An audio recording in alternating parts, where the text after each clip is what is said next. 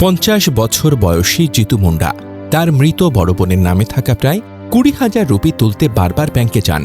তবে ব্যাংক কর্তৃপক্ষ তাকে জানায় টাকা তুলতে হলে অ্যাকাউন্টধারীকে সশরীরে উপস্থিত থাকতে হবে। তিনি বারবার জানান যে তার বোন মারা গেছেন, কিন্তু কোনো সমাধান পাননি। অবশেষে ক্ষুব্ধ হয়ে জিতু কবর থেকে বোনের দেহাবশেষ নিয়ে ব্যাংকে গিয়ে মৃত্যুর প্রমাণ দেখানোর চেষ্টা করেন। এ ঘটনায় হতবাক গোটা দেশ। জানা যায়, গত 26 জানুয়ারি 2026 সালে জিতুর বড় বোন কালরা মুন্ডা অসুস্থতায় মারা যান। মৃত্যুর আগে তিনি ভাইকে বলে গিয়েছিলেন, ওড়িশা গ্রামীণ ব্যাংকের মালি পস্তি শাখায় আমার অ্যাকাউন্টে প্রায় 19,300 টাকা আছে, সেটা তুলে নিস।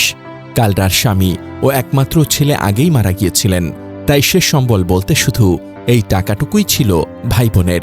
মৃত্যুর পর জিতু বারবার ব্যাংকে গিয়েছেন, প্রতিবারই একই কথা শুনেছেন, অ্যাকাউন্ট হোল্ডারকে সশরীরে নিয়ে আসুন, না হলে টাকা তোলা যাবে না। জিতু কান্নায় ভেঙে পড়ে বলেছেন, দাদা, আমার বোন তো মারা গেছে, আমি কি করে তাকে নিয়ে আসব? কিন্তু ব্যাংক কর্মকর্তারা নির্লিপ্ত। মৃত্যু সংবাদ শুনেও তারা শুধু একটাই কথা বলেছেন, প্রমাণ দেখান। জিতু নিরক্ষর, উত্তরাধিকার সনদ, ডেথ সার্টিফিকেট, নমিনি প্রক্রিয়া এসব আইনি জটিলতার কোনো ধারণাই তার ছিল না। গ্রামের দরিদ্র আদিবাসী মানুষটি বুঝতে পারেননি কিভাবে এই কাগজপত্র জোগাড় করতে হয়। ব্যাংকও তাকে কোনো সাহায্য বা দিক নির্দেশনা দেয়নি। বারবার দৌড়াদৌড়ি করে ক্লান্ত, অপমানিত ও হতাশ জিতু একদিন আর সহ্য করতে পারলেন না। 27 এপ্রিল 2026 প্রচণ্ড গরমের মধ্যে জিতু মুন্ডা গ্রামের কবরস্থানে গেলেন। নিজের হাতে কবর খুঁড়ে তুলে আনলেন প্রিয় বোন কালরার কঙ্কাল। একটা কাপড়ে জড়িয়ে সেই দেহাবশেষ কাঁধে নিয়ে 3 কিলোমিটার পথ হেঁটে পৌঁছে গেলেন মালিপোসি শাখার ওড়িশা গ্রামীণ ব্যাংকে। কাঁধে বোনের কঙ্কাল, চোখে জল আর মুখে ক্ষোভ। তিনি বললেন, দেখুন, এই তো আমার বোন, এবার বিশ্বাস হলো তো? টাকাটা দিন। ব্যাংকে হইচই পড়ে গেল। কর্মীরা আতঙ্কিত হয়ে পুলিশে খবর দিলেন। স্থানীয় পাটনা থানার পুলিশ ঘটনাস্থলে পৌঁছে জিতুকে আটক করে।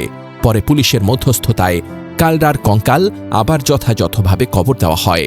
পুলিশ পরিদর্শক কিরণ প্রসাদ সাহু স্পষ্ট বলেছেন, জিতু একজন নিরক্ষর আদিবাসী, উত্তরাধিকার আইন বা প্রক্রিয়া সম্পর্কে তার কোনো জ্ঞান নেই।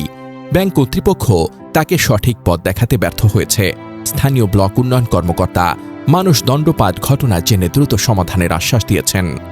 এই ঘটনা শুধু একজন দরিদ্র মানুষের হতাশার কাহিনী নয়, এটি আমাদের সমাজের গভীর ক্ষতকে উন্মোচিত করেছে, যেখানে সাধারণ মানুষ, বিশেষ করে আদিবাসী ও নিরক্ষর মানুষরা প্রতিনিয়ত ব্যুরোক্রেসির শিকার হয়। মাত্র 19 থেকে 20,000 টাকার জন্য একজন ভাইকে তার মৃত বোনের কঙ্কাল কাঁধে নিয়ে 3 কিলোমিটার হাঁটতে হয়। এর চেয়ে মর্মান্তিক ও লজ্জাজনক আর কি হতে পারে? জিতু মুন্ডার এই ক্ষোভ ও যন্ত্রণা আমাদের সবাইকে প্রশ্ন করায়, আমরা কতটা সংবেদনশীল? ব্যাংক, প্রশাসন ও সমাজ কি সত্যি দরিদ্র মানুষের পাশে দাঁড়ায়, নাকি শুধু নিয়মের অন্ধ পাহাড় তুলে রাখে? ঘটনার পর জেলা প্রশাসক জিতুকে সহায়তা করার কথা জানিয়েছেন। পুলিশও আইনি সহায়তার আশ্বাস দিয়েছে। কিন্তু যে ক্ষত তার মনে হয়েছে, সেই মর্মবেদনা কি কখনো পূরণ হবে? এক ভাইয়ের অসহায় প্রেম ও দারিদ্র্যের এই করুণ কাহিনী হয়ে থাকবে সমাজের বিবেকের কাছে একটি তীব্র অভিযোগ। একটা জিনিসই যথেষ্ট ছিল, যদি ব্যাংকের কোনো কর্মকর্তা একবার গ্রামে গিয়ে খোঁজ নিত, তাহলে আজ একজন ভাইকে নিজের বোনের কবর খুঁড়ে কঙ্কাল নিয়ে প্রমাণ দিতে হতো না।